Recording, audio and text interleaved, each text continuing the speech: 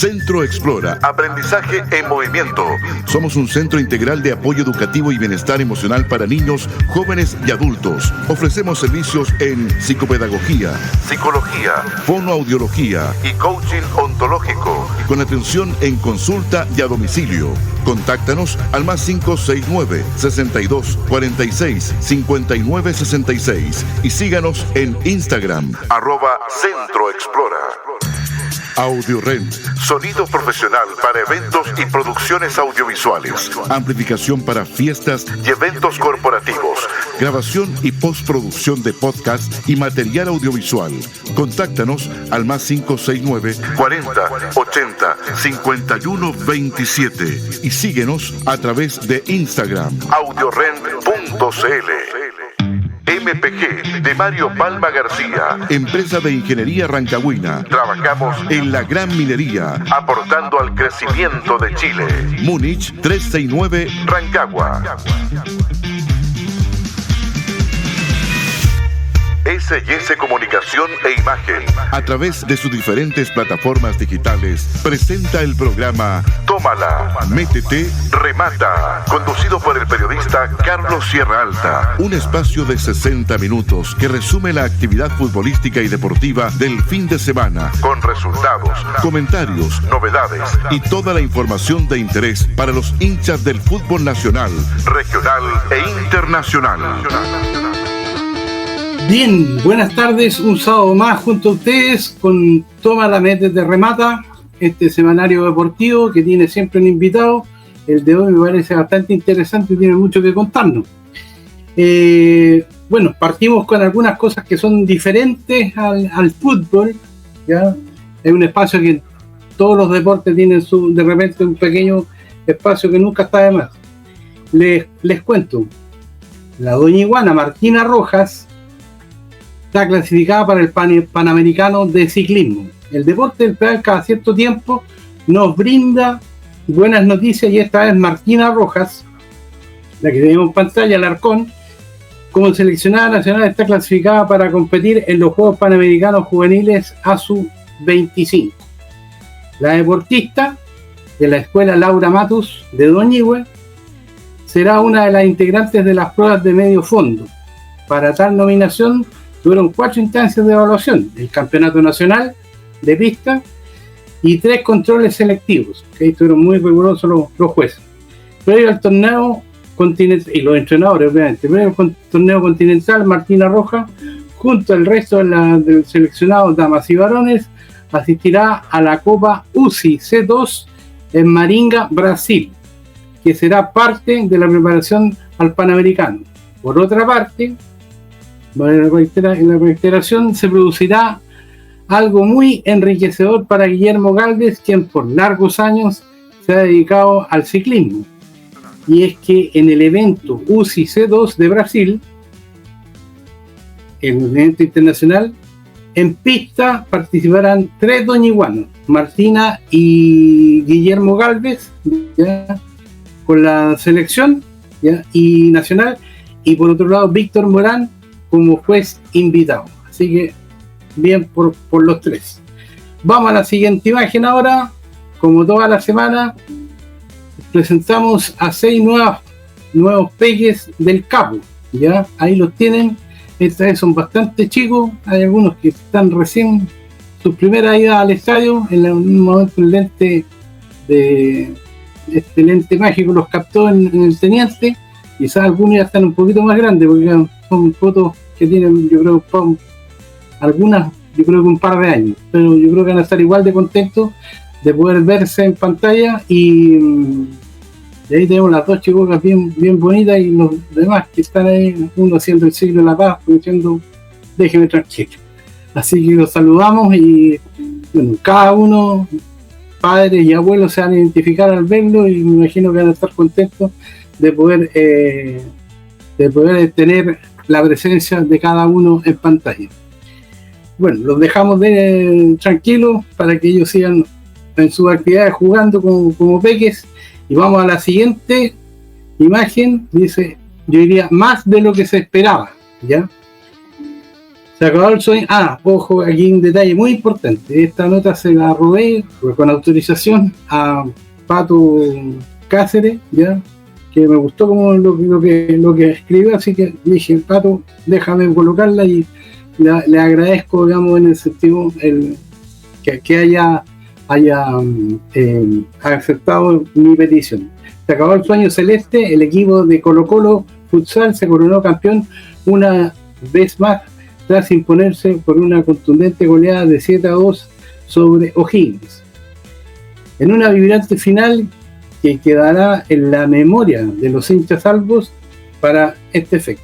Para el capo de provincia, su primera final, una experiencia que los acercará a un rendimiento óptimo, ojalá capaz de repetir en los próximos torneos. Con este resultado, el Cacique levanta un nuevo trofeo en esta disciplina, consolidándose como uno de los referentes del futsal chileno. Los goles del equipo del Club Social y Deportivo Colo-Colo fueron obra de Sergio Rogel, Diego López, Bastián Bravo, Diego Jara y un autogol de Benjamín Aracena, lamentablemente, ¿ya? Y un doblete de Bastián Farías, quien además es capitán del equipo. Un resultado merecido en una jornada histórica que se disputó ante un marco de público pocas veces visto en este deporte. Yo les quería agregar, por otro lado, ya, que en el caso de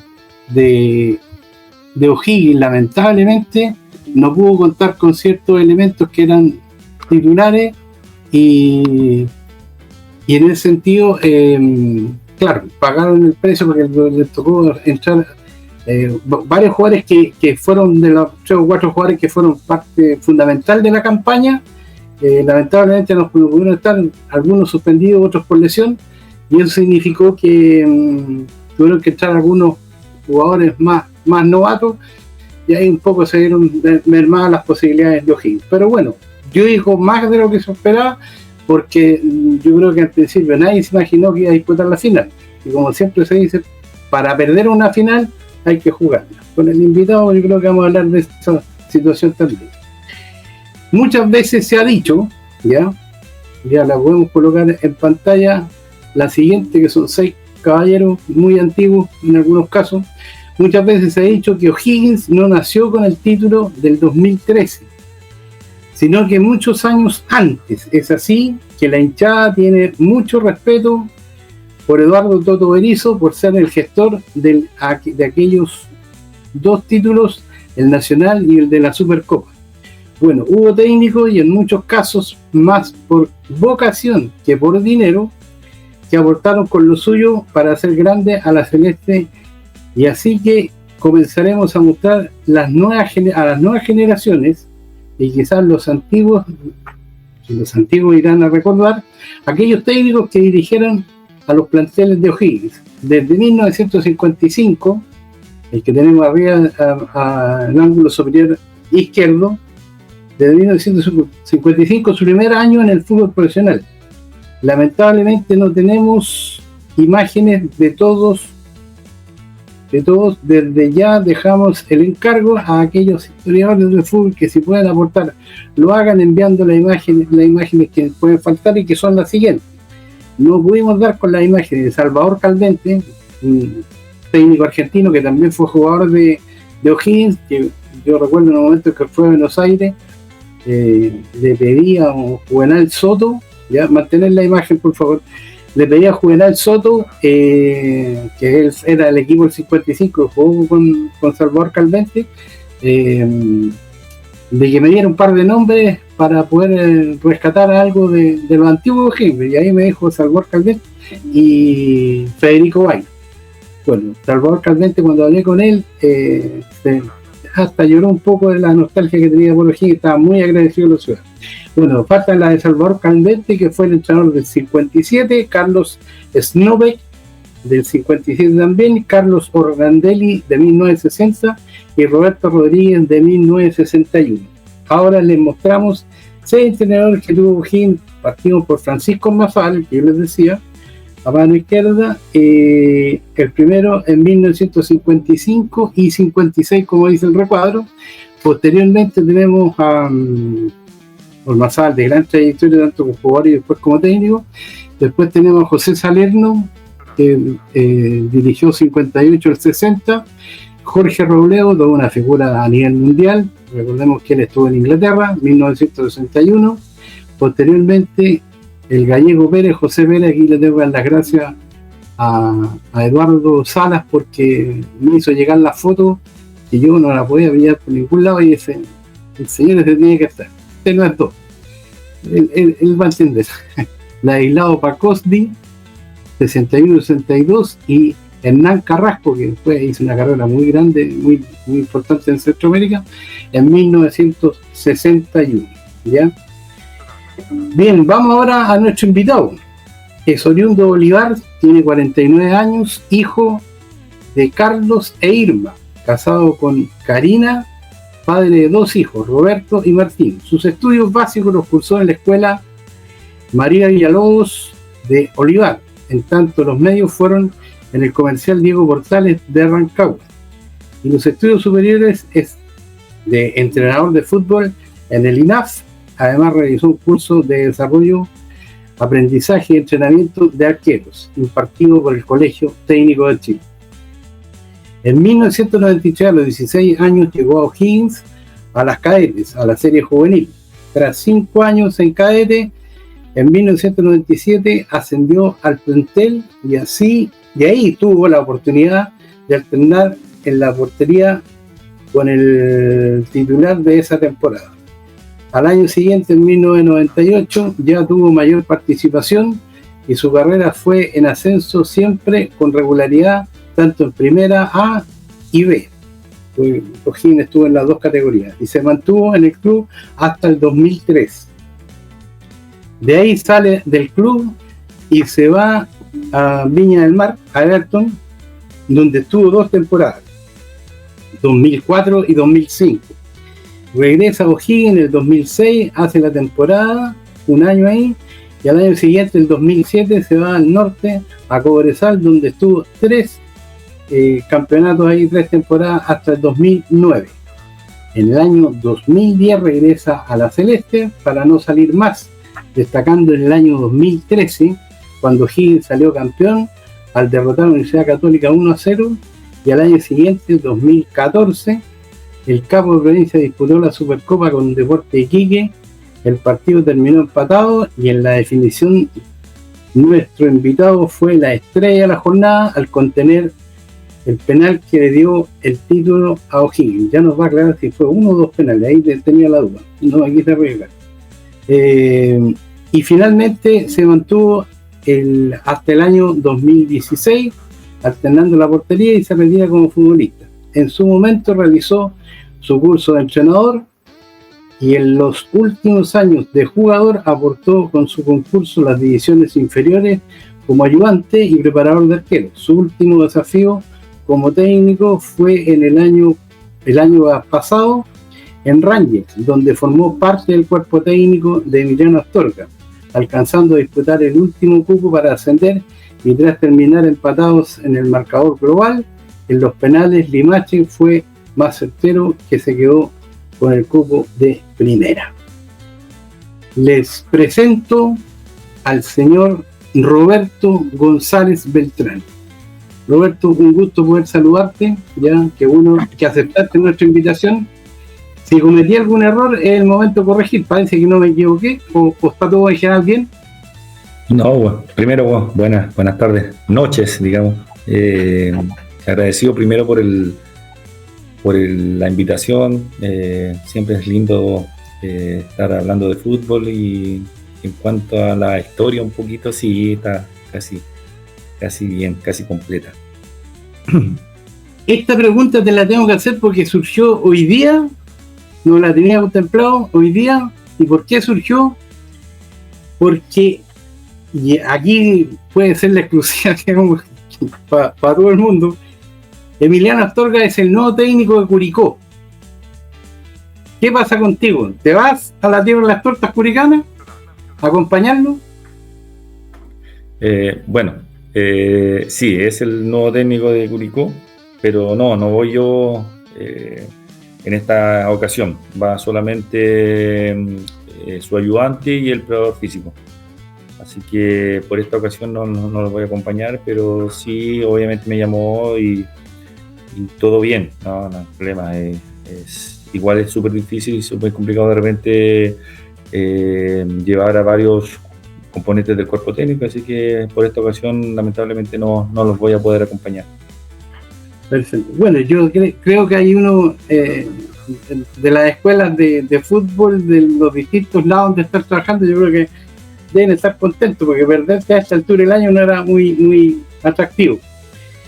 Por otro lado, Roberto, tú estuviste en una serie juvenil. Vamos con la primera imagen, por favor, Vicente, porque ahí yo le voy a pedir la memoria de Roberto va a ser clave. En la foto, en el ángulo superior izquierdo, arriba de celeste, ya, yo diría que fue una juvenil excepcional, ya que la mayoría de los jugadores que están ahí llegó a primera.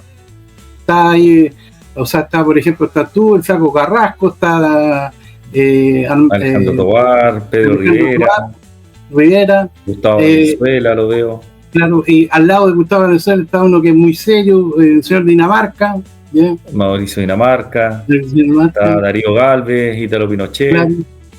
Jano Osorio también, claro. Chita, que le decíamos que también tuvo un paso por Colchagua. Sí, Marcelo Bajar. Gastón Retamal, lo ubico ahí también. Fue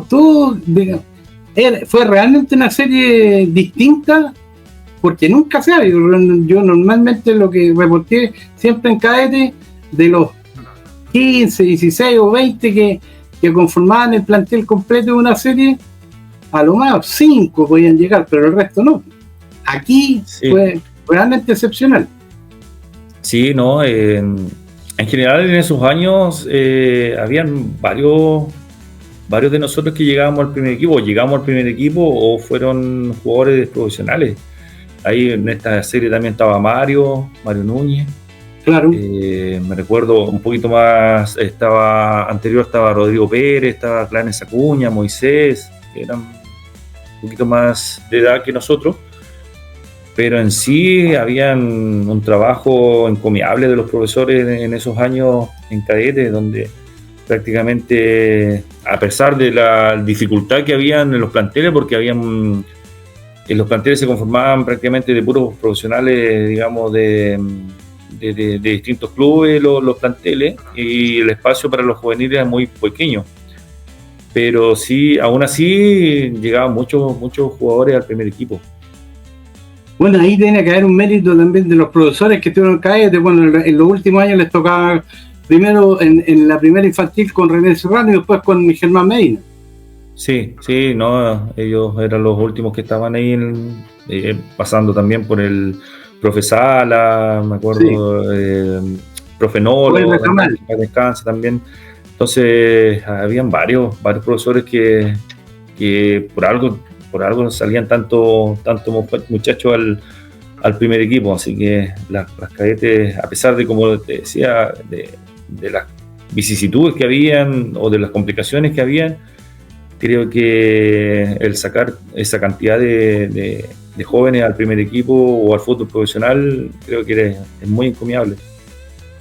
Y ojo que ustedes no tenían esta situación que hay ahora de la obligación de tener un sub-20 en cancha. No, esa regla se vino a dar como a los años 96, 97 se vino a dar esa regla, pero no que jugara, solamente había que estar en la banca. Y recuerdo que el año 97 sí se empezó con una regla de la obligatoriedad, digamos, del sub-20 jugar. De hecho, en el primer campeonato había un equipo que calentaban 12. Calentaban los 10 de cancha, más este suplente, entre comillas, y el arquero, obviamente, y lo sacaban a los minutos. Y después pusieron la regla de que tenían que jugar mínimo 45 minutos. Entonces, esa regla, como por esos años, empezó más o menos a cuajar. Aquí yo te puedo tener una duda, y además que quiero un mito no un mito, digamos, para mí una situación que se conoció, y en eso un recuerdo para Mauro Meléndez, que él fue el que me la contó. ¿Tú asciendes al plantel con José Zulantay? No. A mí me subió el primer equipo, fue Roberto Hernández, el año 95. Ah, entonces, mucho antes.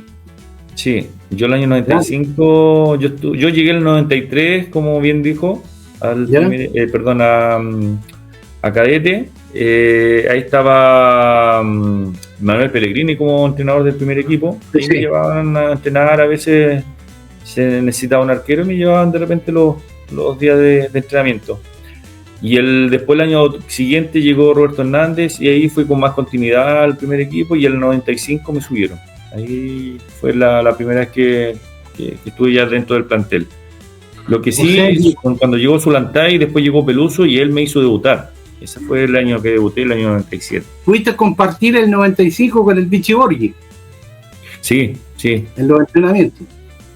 Sí, no, imagínate, desde el año 93 que había una figura acá en O'Higgins, hablo de Pato Mardones, Rubén Espinosa, Gustavo de Luca, el mismo líder de Ceballos, todo eso es lo que estaba en Roque Alfaro. Roque Alfaro no estuve con él, no, él se había ido. No, después sí fue el técnico mío el año 96. Sí. El 94 también había muchas figuras, Wilson Rojas también, que se escapa, Lucho Casanova, Malcolm Moyano, Jorge Díaz. Jorge Díaz, que también llegó, y el Vichy llegó en el 95. Ahora, cuando llegó el Vichy.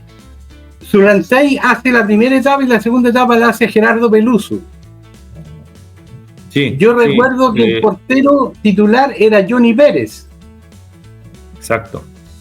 Un poco la relación de idea tuve que explicarle, dije, mira, es como el Beto con ¿cómo se llama? Se me va a escapar el nombre de este chiquillo. El que estaba el año pasado que se fue a Santa Cruz prestado. El Diego Carreño. Era como esa relación porque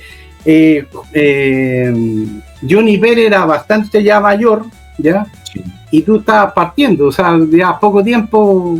Sí, estábamos los dos con Waldo Trejo, estábamos ahí en el... De hecho, hay una anécdota, esa vez cuando debuté, yo no me tocaba... A ver, el profe Peluso estaba citándonos 2 partidos cada uno con Waldo, ¿ya? Y en esa oportunidad no me tocaba ir citado a mí. Se lesiona el día sábado, jugamos el día domingo frente a Fernández Vial, y el día sábado se lesiona a Johnny Pérez, y me citan a mí a almorzar, porque en esos tiempos no se concentraba ni nada. Las arcas eran escuálidas de O'Higgins. Muy escuálidas. Entonces nos citaban solamente a almorzar. Y ahí me hablaron el día sábado que, obviamente tampoco habían celulares, estaba todo muy precario. Entonces que me cuidara, que durmiera temprano y todo el tema por si tenía que ir al otro día. Y ahí me citaron a almorzar el día domingo. Y después del almuerzo me llama el cuerpo técnico, me dice que yo iba a jugar en esa oportunidad. Y ahí debuté frente a Fernández Vial, me recuerdo. Ahora, lo que a mí me contó Mauro en su momento, que Johnny Pérez estuvo como ausente como 3 partidos y se recuperó. Pero Peluso insistió en dejarte y al final jugaste como 8 partidos y llegó un arquero en el fondo. ¿Es así? Jugué 11 partidos al final. 11 partidos. Sí, él se lesionó de un desgarro, no sé si 3 o 4 partidos estuvo fuera. Y ya, claro, cuando estuvo bien, bueno, yo también me imaginaba que iba a volver a jugar y todo, y no, y don Gerardo me siguió colocando a mí. Y ahí jugué los 11 partidos que terminamos. Estuvimos peleando también el campeonato por subir, y donde fue Iquique, si es que no mal recuerdo, Iquique fue el segundo que subió ese año. Primero había sido Ranger y el segundo fue Iquique. Bueno, yo un día me acuerdo de una discusión que estaban pelando a Peluso y le dije, mira, ya, ok, acepto todos los pecados que le puedan decir, pero una cosa que yo creo que la tienen que hablar es de que Peluso en su pasada por acá dejó un arquero por O'Higgins que le costó 0 pesos. 0 pesos en el sentido que no tuvo que pagar un pase, ni un préstamo, nada. O sea, Roberto estaba aquí y en el fondo con los 11 partidos lo dejó bien preparado. Por otro lado, la Celeste estuvo en la primera B y con René Serrano volvieron a la Serie A. ¿Cuál fue la clave para lograrlo en tan poco tiempo?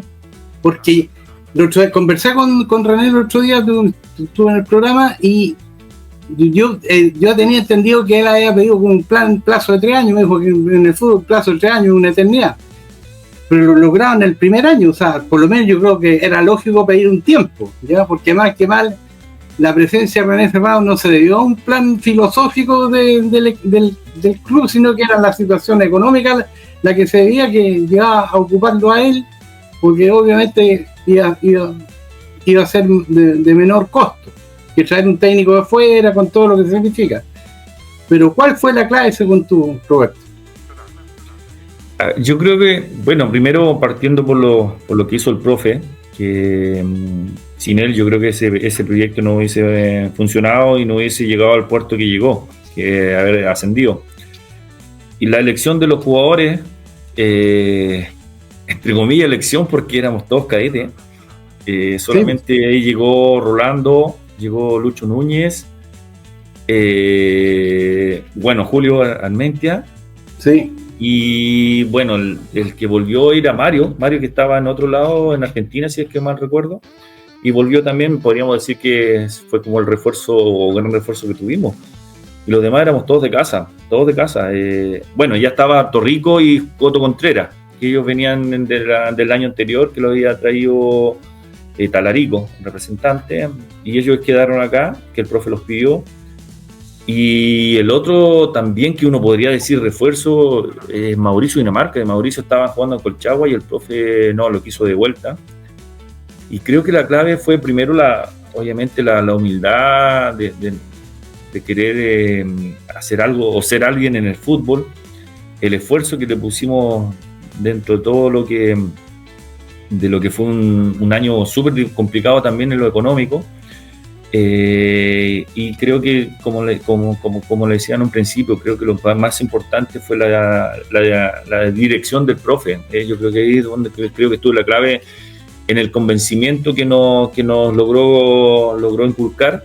Él nos habló a cada uno en un principio, donde nos preguntaba qué era lo que queríamos durante un año, qué es lo que pretendíamos en el fútbol.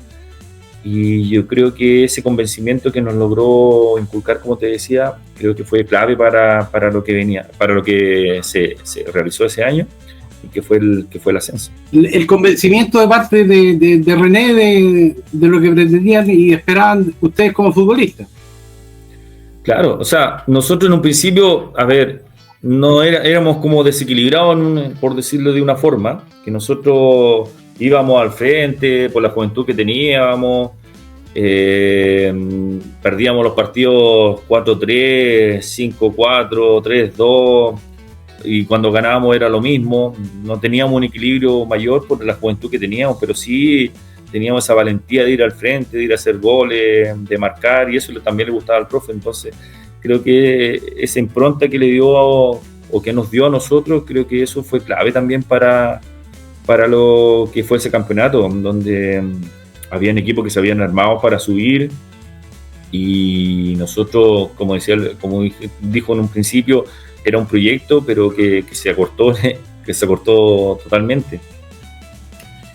Al año siguiente, ya en primera, hay un partido que en el fondo se llamó el partido del siglo, el 5-4 con la Universidad de Chile. ¿Cómo recuerdas ese partido para ti? Fue como un partido de dulce y de gras. Que te hagan 5 goles es mucho, obviamente, para un arquero. Más encima lo íbamos ganando 2 veces o 3 veces, lo íbamos ganándole a la U y bien ganado. Pero también creo que fue uno de los partidos que creo que haber tapado más situaciones de gol del contrario. Estábamos al frente de un equipo que obviamente salió campeón después a fin de año, con unos jugadores seleccionados prácticamente todos, una U que era comandada por digamos, César Bacha, y en el arco está Vargas, Ronald Fuentes, Ricardo Rojas, Clarence, Choco Ponce, Castañeda, Flavio Maestri, que era seleccionado Leo Rodríguez. en esos años, Leo Leo Rodríguez, Rodríguez. Esteban Valencia, o sea, imagínate la calidad de jugadores que tenía, y nosotros los mismos de siempre. A ver, bueno, nosotros partimos muy mal ese año, muy mal, y en el segundo tiempo nos fuimos, o sea, segundo parte del campeonato nos fuimos acomodando, y en esa llegaron Moisés y el Torillo Caballero, creo que fueron los grandes refuerzos que tuvimos en la segunda rueda, donde se logró un equilibrio, y creo que ahí sacamos una cantidad de puntos enorme y pudimos casi optar a la liga para subir, digamos, para ser campeón. Así que estuvimos ahí a punto de esa liga, por diferencia de gol, de hecho quedamos en la de abajo. Ahora, del 99 al 2003, te mantuviste como titular. ¿Te favoreció para esa continuidad el hecho que hayan dirigido técnicos de casa que te conocían bien y sabían de tus capacidades?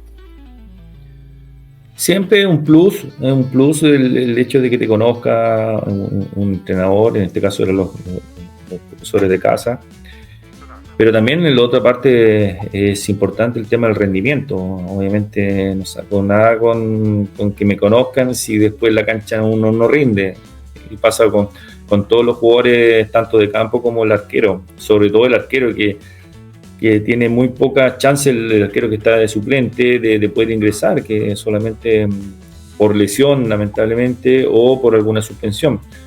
Y por rendimiento creo que sería la última arista de donde puede entrar nuestro arquero. Pero por lo general, sí, en un principio fueron muchos los años que jugué de titular, y obviamente me tocaba alternar también, trataba de rendir o de entrenar y hacerlo como que estuviera jugando, independiente de si lo hacía o no. Siempre mi impronta fue de que yo tenía que tratar de entrenar al máximo para poder estar ahí presente. En esa etapa, ya del 99 al 2003, tú como uno de los referentes del plantel, no sé si no recuerdo si era el capitán, pero uno de los referentes y los líderes del plantel, te tocó pelear bastante por las lucas, digamos, porque estaba complicado, no solamente O'Higgins, era todo el fútbol que estaba complicado. Y yo me acuerdo que un día llegando a Aquedano, al Pato Megui, y me dice, uy, están en huelga los Perlas. Entonces me pregunto, ¿cuánto les deben? Como 3 o 4 meses. Ah, ya. ¿Y cuánto están pidiendo? 1 mes. Bueno, le dije, ¿qué quieren? ¿Qué pasaría? Y le dije, ¿qué pasaría con tu señora? ¿Cómo te recibiría en tu casa? Si llega a fin de mes y dice, no, que aplaudéis nomás. No. ¿Fue complicado para ti? Sí, sobre todo en tema de que uno lo miran como un conflictivo dentro de estas situaciones, ¿cierto? El ser, entre comillas, cabecilla o referente o uno de los capitanes, uno lleva la voz cantante de todo un plantel. Entonces, incluso uno puede no estar de acuerdo con las determinaciones, pero si la mayoría dice una cosa, tiene que acatar y decirla, digamos, al público.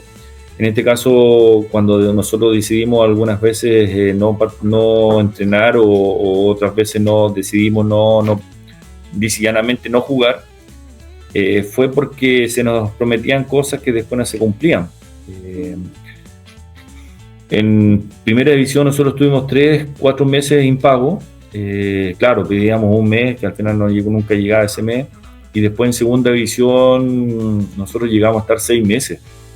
6-7 meses, si no mal recuerdo, y era súper complicado ir a entrenar y después estar en la casa sin dinero. Para nosotros era complicado, los que éramos de acá, de la región. Imagínate para la gente que no era de acá, donde tenían que pagar arriendo, los echaban de los arriendos, no tenía plata para la benzina, tenía que ir en bicicleta, pero mil cosas, sobre todo en lo familiar, donde tenían que devolver a sus señoras para las regiones que vivían, donde no podían tenerlas ahí porque lamentablemente los echaban de los lugares donde arrendaban, así que el vivir con eso todos los días era súper complicado, esas cosas no se veían, y obviamente el hincha también, falta de información, pensaba que nosotros primero estábamos al día y que nosotros no queríamos entrenar o no queríamos jugar porque no éramos tosudos, porque no se nos tenían premios, cosas así por el estilo, pero la realidad era otra.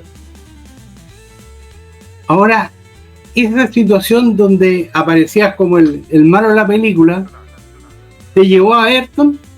Más que llevarme a Everton, yo terminé contrato el año 2003 y nadie se me acercó de los dirigentes o del entrenador, después fue el profe Sala, pero de los dirigentes sobre todo, nadie se me acercó a mí a decir que querían contar conmigo para el año 2004, así que ahí resultó lo de Everton, que me llaman y me fui para allá, pero no más que eso. En esos años como que estaba abandonando el barco, me decían, pero no podía quedarme a la fuerza si nadie me llamaba. Entonces ahí se dio la posibilidad de ir a Everton de Viña del Mar. ¿Cómo fue el paso por Viña? Yo creo que fue para mí positivo en el sentido de la experiencia que pude lograr, porque recién salí, si no me equivoco, a los 27 años, salí del club y primera vez que salí a un club distinto, digamos, del que había estado desde cadete. Entonces la experiencia fue positiva en ese sentido, el darme a conocer en otra institución, el darme a conocer también en el fútbol profesional vestiendo otra camiseta. Yo lo tomo como una experiencia positiva, a pesar de que no fue lo mejor campaña, digamos, que se hizo en Everton, pero sí, uno siempre saca lo mejor de aquellas experiencias. Vuelves el 2006, estás un año y te vas a Cobresal, donde estuviste 3 años. ¿Cómo fue esa etapa? Creo que fue de lo más positivo, de lo más lindo que viví en la carrera. Primero el hecho de volver acá a O'Higgins desde Everton, volví a mitad de año, había quedado sin club, y logramos nosotros en O'Higgins llegar a una semifinal que, bueno, todos es bien sabido lo que pasó contra Audax Italiano, donde sufrimos ahí los errores de arbitraje, donde no nos permitieron llegar a una final. Y ahí se dio la posibilidad de ir a Cobresal, donde creo que fue muy positivo lo que hice allá. Fue 3 años donde jugué los 3 años, los jugué todos los partidos oficiales, más de 100 partidos, 100 y tantos partidos que jugué de manera continua, y creo que eso me sirvió muchísimo para volver acá, y me sirvió muchísimo también en lo personal, así que guardo muy gratos recuerdos de lo que fue la estadía allá en El Salvador. ¿Quién te dirigía en Cobresal? ¿Quién estaba de técnico? No me diga que estaba Gustavo Huerta. No, José Cantillana. Ah, ya, perfecto. Ah, y él te había conocido acá. Me conoció en Everton, que era el ayudante de Jorge Garcés. Después acá los volvimos a encontrar acá en O'Higgins, y ahí me llevó para allá. Y finalmente el 2010 regresas a O'Higgins, ¿ya? Y bueno, de ahí no te moviste más, pero en los años 2013 y 2014 fueron de gloria, ¿ya? Sí, ahí tuve la suerte de pertenecer a ese plantel que logró lo que no se han logrado en otros años, con lo que no se logró en otros años, y poder ser campeón con O'Higgins, que fue algo maravilloso, que tuvimos también tan cerca el año 2012, ahí a penales de poder haberlo logrado con esa U de San Paoli. Y el año 2013 que se logró este campeonato inédito para O'Higgins,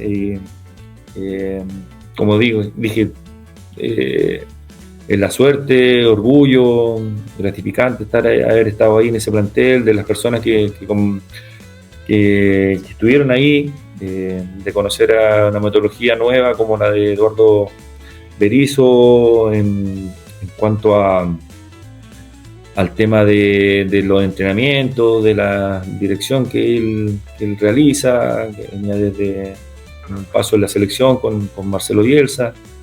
Entonces fueron años muy lindos en O'Higgins, que se coronaron con el campeonato y con la Supercopa.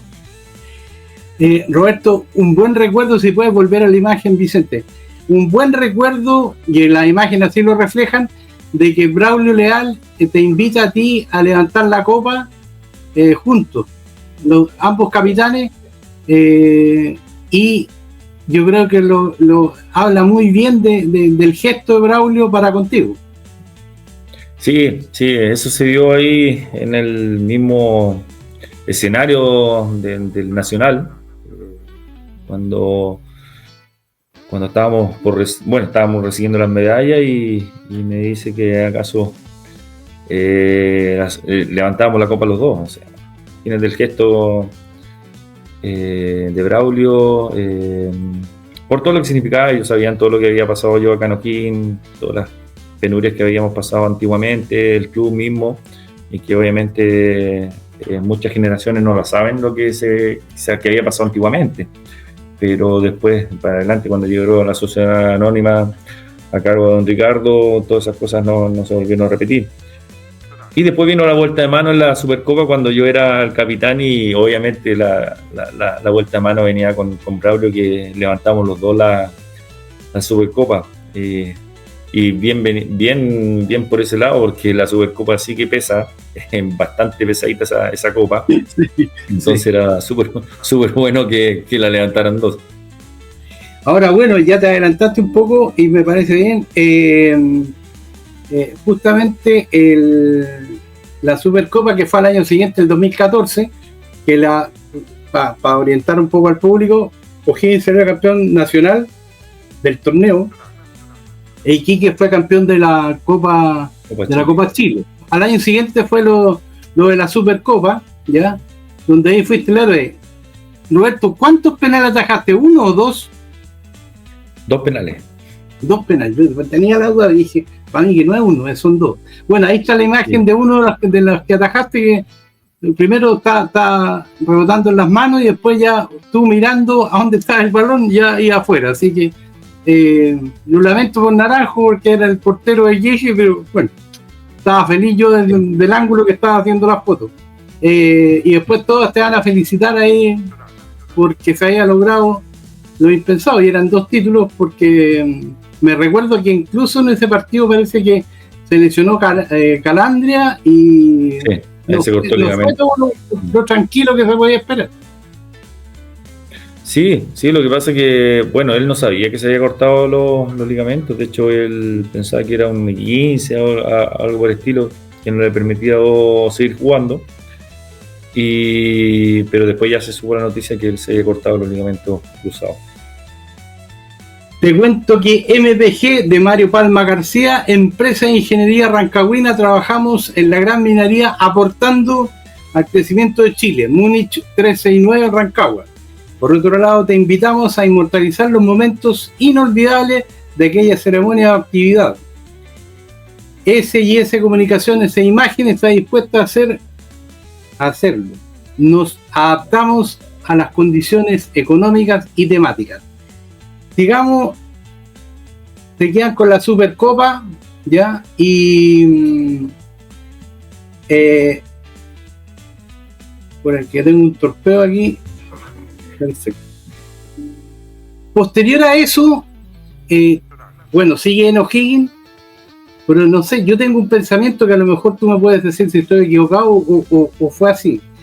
Te tocó más hacer banca que poder jugar, pero yo diría que por un lado el técnico que estuviera tenía la tranquilidad que tenía en la banca una persona que le va a seguridad, porque de repente si fuera un arquero más joven, con menos experiencia, puede estar más nervioso. O sea, ojalá que no se lesione nunca el arquero ni me lo pulse nada. Pero aquí, digamos, pueden estar tranquilos. Ese tiempo que estuviste en banca y sobre todo junto a los técnicos, ¿te sirvió para la actividad de hoy? De poder, la vivencia del técnico. Sí, no, siempre uno saca lo mejor de todas las situaciones, incluso las malas. Y el estar en banca, obviamente, como lo decían, creo que anteriormente, se ve de otro prisma, digamos, lo que es el fútbol, la actividad misma, tú la ves de una manera diferente. Yo ya había hecho el curso de entrenador, entonces también mi mirada iba haciendo como entre comillas, de entrenador, la mirada desde afuera, y trataba de aportar desde mi lugar. En este caso era el primero, obviamente, ser el arquero suplente, pero también de la experiencia que uno quizá representaba en esos años. Así que todas las cosas que le pasan en el fútbol, creo que uno siempre debe sacar el mayor provecho. Bueno, ¿en esa etapa hiciste el curso de entrenador? Yo empecé a hacerlo el año 2011, si no mal recuerdo, sí, el 11. 2011 hasta el 2013, ahí que eso fueron 3 años de estudio, y el 2014 me titulé.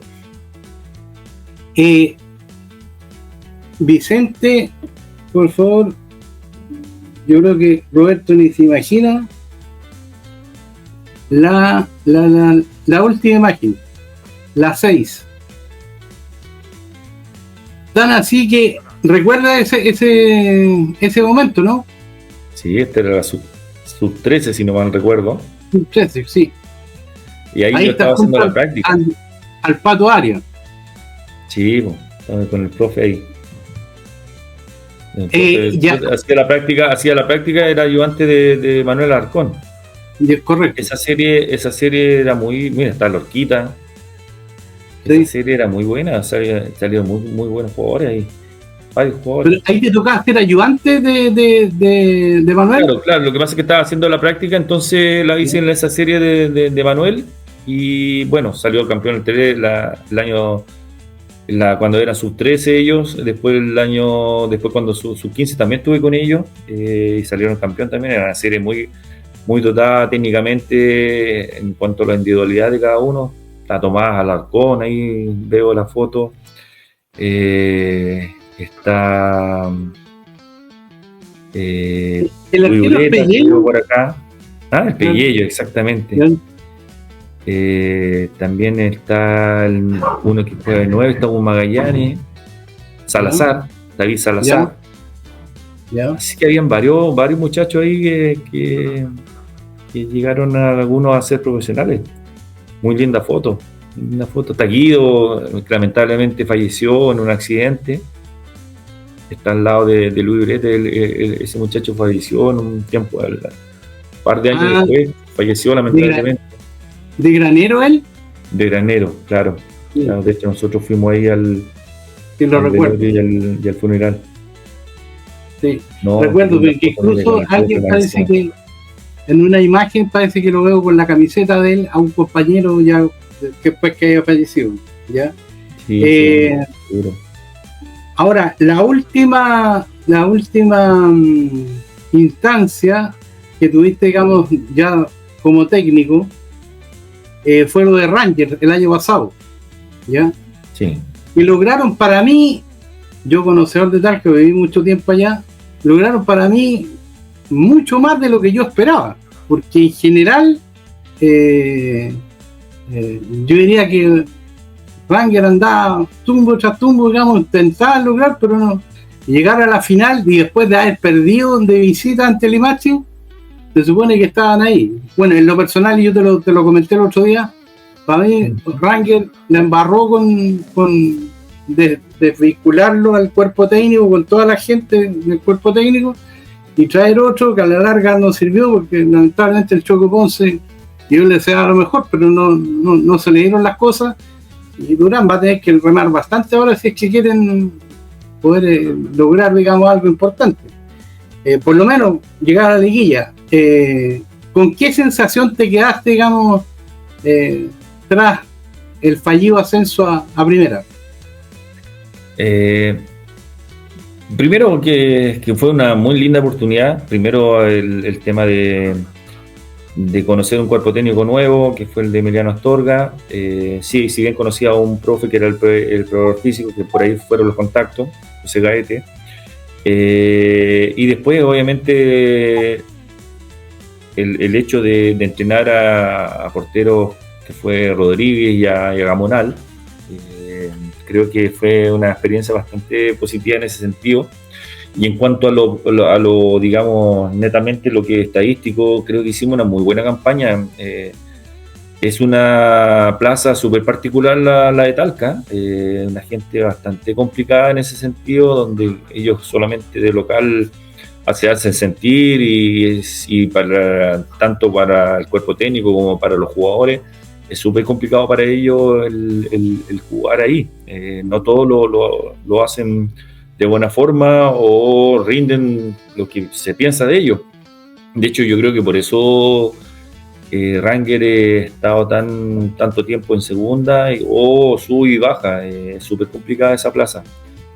Y siento que nosotros logramos estar donde queríamos, que era llegar a una final. Lamentablemente no la pudimos ganar por el tema de los penales, pero se hizo lo mayor posible como para poder estar ahí en aquella final, y creo que se hicieron muy buenos partidos para lograr subir. Lamentablemente no se dio, pero como también tengo la sensación de que ese cuerpo técnico debió haber seguido, y con algunos par de jugadores más, creo que siento que este año hubiese sido el año como para estar dar el golpe para haber subido. Por otro lado, ya estamos en el minuto final. En 2 palabras, hoy en día, cuéntanos qué estás haciendo, dónde estás laburando, viejo Unche.